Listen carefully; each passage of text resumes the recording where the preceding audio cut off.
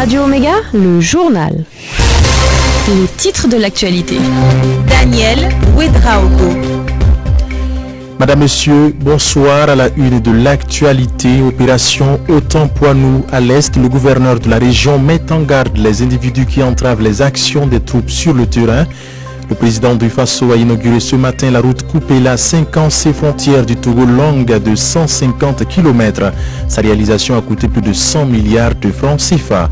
Au Brésil, l'ex-président Michel Temer a été arrêté dans le cadre d'une enquête anti-corruption. Enfin, qu'est-ce que le libéralisme? Il en sera question avec notre invité, Maître Gilbert Noël Ouedraogo, président de l'ADF-RDA, élu président délégué du réseau libéral africain à l'issue de la 15e Assemblée générale du réseau à Marrakech au Maroc. Interview à suivre à la suite de cette édition. Voilà pour les titres une fois de plus. Bonsoir et bienvenue sur Radio Omega.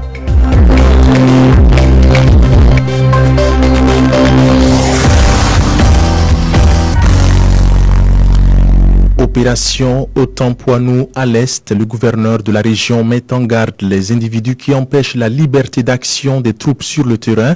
Il dénonce en effet la défiance de certaines populations vis-à-vis de l'opération Otampoinou de sécurisation de la zone et les invite au respect des consignes. Il annonce par ailleurs la fermeture temporaire de certains sites d'orpaillage. On reste dans cette région pour parler de cette opération dont les premiers résultats sont salués par le ministre de la Défense nationale et des anciens combattants Moumina Chérifsi qui effectue une visite depuis ce matin à Fadangourma. Guy Michel Boulivi, notre correspondant dans la localité, nous donne les détails de cette visite. Les forces armées nationales ici, dans cette opération Otampoinou, mènent véritablement un grand travail patriotique qui est celle de rétablir l'autorité de l'État. Ça veut dire que les écoles doivent pouvoir ouvrir et ce travail est en train d'être fait. Aujourd'hui, les forces du mal et leurs représentants sont dans le désarroi. Ça veut dire donc que le travail qui est fait porte ses fruits. L'opération Otampoinou, coup de foudre en Gourmachema, n'est pas qu'une action de souveraineté militaire. Elle est porteuse d'une autre valeur. Derrière tout ça aussi, il y a des actions civilo-militaires qui sont en train de se faire. Grâce à cette opération, nos forces ont permis l'établissement gratuit de plus de 2000 CNIB et l'opération est en train de se poursuivre.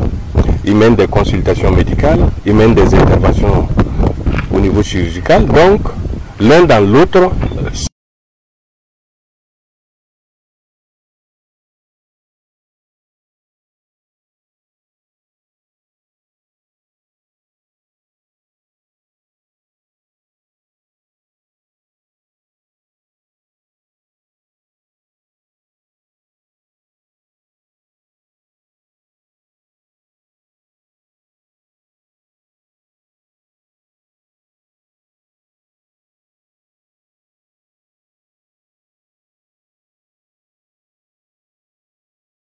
politique militaire et administrative, au fur et à mesure de l'avancée de l'opération, appréciera s'il faut lever le couvre-feu, s'il faut le suspendre, s'il faut réduire la durée, ça viendra. Et puis, les médias et le devoir d'informer sur les activités militaires.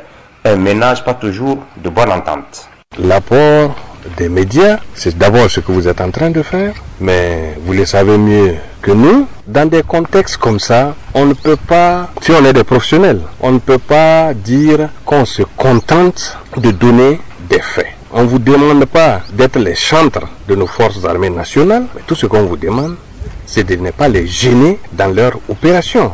L'opération Otampoinou se déroule dans les régions du centre-est et de l'est en mettant l'accent sur les zones de Gaïri au nord, de Bongou au centre et de Pama au sud. Guy Michel Boulivi, Fadangourma, Radio Omega. Et de l'Est, direction à présent le centre-Est où le président du Faso Roch Kaboré a procédé ce matin à Tenkodogo dans la province du Boulgou à l'inauguration de la route Koupéla 5C frontière du Togo. Longue de 150 km, cette route nationale numéro 16 réhabilitée et renforcée permettra entre autres de réduire le temps de parcours entre Koupéla et la frontière du Togo, de contribuer à l'amélioration du trafic dans la région du centre-Est et d'assurer la sécurité des usagers. Les travaux sont d'un coût de plus de 100 milliards de francs CFA. Le cercle des formations politiques au Burkina Faso s'élargit avec la création du FAC, le Front africain pour le changement, présidé par Ousseini Nakanabo. Le FAC entend soutenir la candidature du président Roch Kaboré à l'élection de 2020. Les détails avec Denis Zungrana.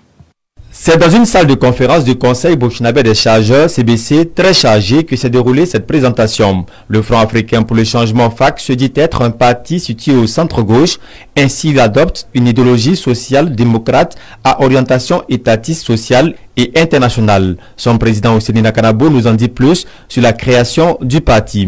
C'est un parti qui va résoudre les problèmes de la population. C'est un parti qui sera plus à l'écoute de cette base. C'est un parti qui va rassembler les filles, fils et vieux de ce pays. La vision à apporter pour le développement, c'est de bâtir ensemble un Burkina prospère avec la participation effective des citoyens burkinabés. Le Front africain pour le changement FAC entend soutenir le président du Faso Roch Kaboré en 2020. Son président Ousseini Nakanabo nous explique. On a porté notre choix sur la personne du président Kaboré parce qu'il est un homme de consensus, quelqu'un qui cherche la paix et quelqu'un qui écoute. Il est attentif à la préoccupation des Burkinabés. Après cette sortie médiatique, le FAC entend adresser une demande officielle au président de l'Alliance des partis de la majorité présidentielle afin d'être membre de cette alliance. Hier, 20 mars, s'était célébrée la journée internationale de la francophonie. À cette occasion, le secrétariat permanent de la Commission nationale pour la francophonie a organisé une soirée culturelle à Ouagadougou. Objectif, poursuivre la promotion de la langue française parlée au Burkina Faso et dans près d'une centaine de pays dans le monde. Mamadou Koulibaly est le secrétaire permanent de la Commission nationale pour la francophonie. Écoutez. C'est vrai que beaucoup de nos compatriotes ne parlent pas le français. L'ambassadeur l'a dit, et c'est toujours bien de penser, de s'exprimer dans sa propre langue. En ce moment, on s'exprime bien, on se fait mieux comprendre. Mais il se trouve que la langue française est une langue dont nous avons hérité, que nous partageons avec pas seulement la France, mais différentes communautés. Et je l'ai dit dans mon intervention, il y a 88 États qui sont membres de l'Organisation internationale de la francophonie aujourd'hui. Et il se trouve que le français est parlé dans les 5 continents du monde. Alors, il n'est pas seulement question de ne pas savoir parler, mais c'est tout simplement faire partie de cette communauté-là qui a des positions à défendre à un moment donné. Et ça, c'est très important. Voilà. Et quand vous êtes à l'extérieur, voilà, c'est comme si vous ne participez pas aux efforts du monde et vous participez à des positions communes telles que la réduction de la pauvreté, l'aide au développement. Le français nous permet en fait d'aborder toutes ces questions ensemble. Et le Burkina Faso continue de promouvoir la langue française à travers le ministère de l'Éducation nationale et celui de la Culture. Xavier Lapère de Cabane, l'ambassadeur de France au Burkina, par ailleurs président du groupe des ambassadeurs francophones. L'ambassade de France est très fière de soutenir le ministère de l'Éducation nationale et celui de la Culture dans leur travail de promotion de la langue française. Ainsi, nous avons récemment mis en œuvre un projet dit Environnement francophone au Burkina Faso qui appuie le réseau des 34 CELPAC, les centres de lecture publique et d'animation culturelle, avec un soutien de l'Organisation internationale de la francophonie. Chacune de ces bibliothèques sur l'ensemble du territoire burkinabé sera dotée cette année, en 2019, de livres adaptés pour la jeunesse. Ce projet accompagne aussi les artistes burkinabés en aidant à tisser des liens avec les structures susceptibles d'accueillir leurs spectacles. Notre langue française est là aussi le fil et le trait d'union de leur carrière, de leur métier, de leurs projets, de leur création. Propos recueillis par Lamine Traoré et Nadège Ouedraogo. Le ministère des Ressources animales et halieutiques a tenu son premier conseil d'administration du secteur ministériel ce matin. Ce CACEM se tient sous le thème état de la mise en œuvre des engagements traceurs dans les sous-secteurs de l'élevage et de la pêche, enjeux et défis pour l'atteinte des objectifs du PNDES. Il est consacré prioritairement à l'examen et l'adoption du rapport d'activité de l'année écoulée. Le point avec Aline Taouetraogo. 12,637 milliards de francs CFA ont été engagés pour la réalisation des chantiers au titre du ministère des Ressources animales en 2018. Parmi ces réalisations, la production de 27 299 tonnes de poissons, la construction de 203 parcs de vaccination, l'insémination de 6 948 vaches avec des semences des races laitières. Le ministre de tutelle, Soumanogo Koutou. L'année 18 a tourné en tout cas beaucoup de problèmes au niveau du ministère. Nous avons pu réaliser certains résultats.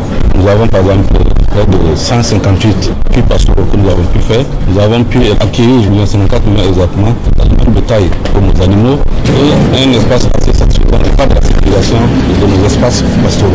Donc c'est vraiment un lot d'activités que nous avons pu mener au courant de 2018.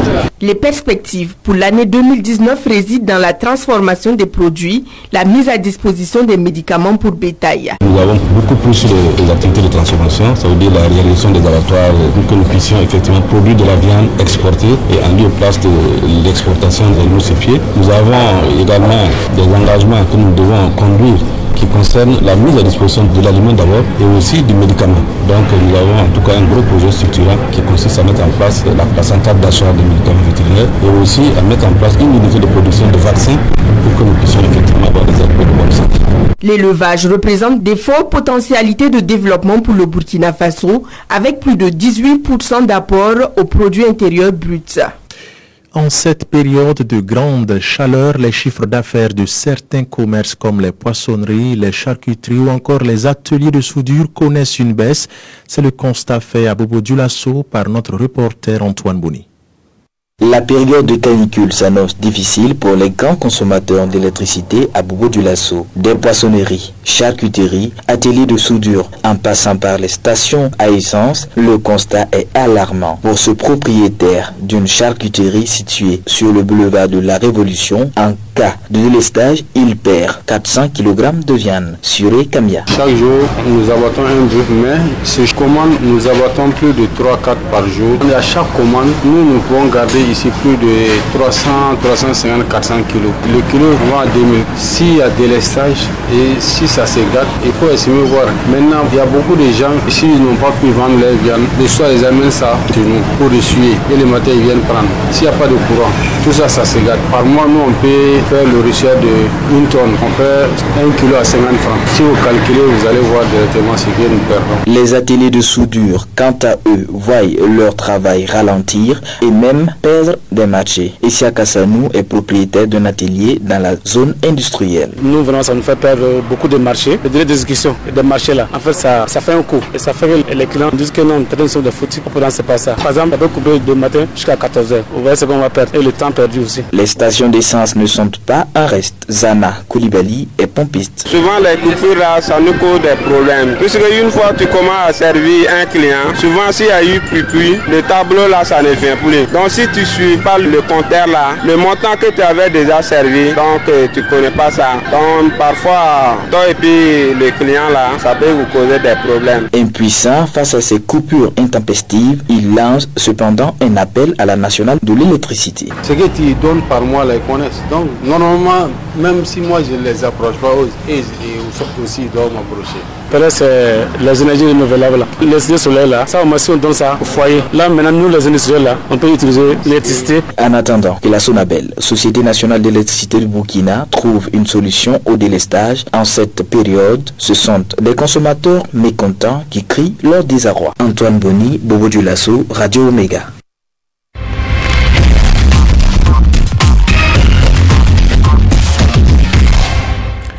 À l'international, l'ancien président brésilien Michel Temer a été arrêté à Sao Paulo dans le cadre de l'enquête anticorruption appelée Lavage Express. L'enquête Lavage Express, lancée il y a 5 ans, a mis au jour le plus grand scandale de corruption de l'histoire du Brésil autour du groupe public pétrolier Petrobras. Elle a conduit derrière les barreaux de très nombreux responsables politiques de tous bords et des chefs d'entreprise de premier plan. Michel Temer, qui avait quitté le pouvoir à la fin 2018 après 2 ans et demi de mandat, fait l'objet de diverses enquêtes pour corruption et devrait être transféré vers Rio de Janeiro, ont indiqué plusieurs médias locaux. Michel Temer est arrivé au pouvoir en août 2016 après la destitution de la présidente de gauche Dilma Rousseff pour maquillage des comptes publics dont il était le vice-président.